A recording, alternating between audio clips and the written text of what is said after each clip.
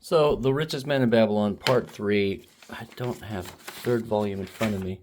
I have the first volume of Richest Man in Babylon. I've got the second volume of Richest Man in Babylon. And that's got a lot of the stuff from Richest Man in Babylon.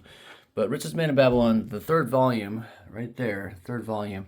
I'm on page 144, and I've got the teachings of Nomasir, the prophet and the king. Gold wisely scattered will outlast the walls that guard it. Now, this is on page 144. If you scroll up a little bit, sorry, I guess in a physical book you would turn the page backwards. You're going to see continued stories. That's part 2. You're going to have all of the things, and that's what we've been talking about. We've been talking about all of the things in these books. Richest Man in Babylon, George Clayson. We've talked about every single one of these. 5 rules of gold, 7 cures for a lean purse, and so Nomasir here. This is a card game from the Richest Man in Babylon.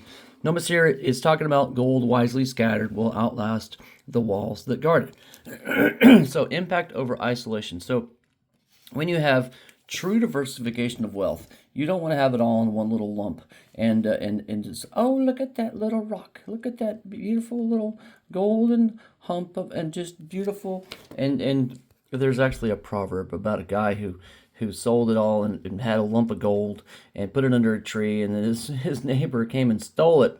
And then his other neighbor said, well, why don't you just get a rock? You know, it's going to do you just as much good if you just come look at it every day, right? Pretend it's gold. So you've got to spread your gold around. You've got to have diversification, because there's diversification, there's security in diversification. Build yourself a bunch of little companies, make yourself a bunch of little products.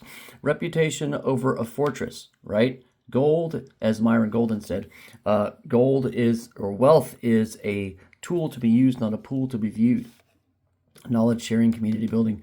There's so many things you can do with wealth. And that's what good old Ralph Waldo Emerson said. The desire for gold is not for gold. It is for the means of freedom and benefit. And Francis Bacon said something very similar. Money is like muck, not much good, except it is spread.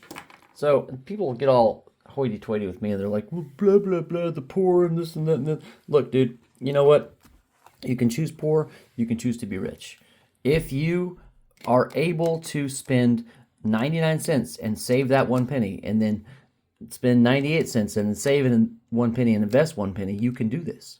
Everybody can have wealth, and that's what the Bible teaches, that the righteous man lays up an inheritance for his children's children.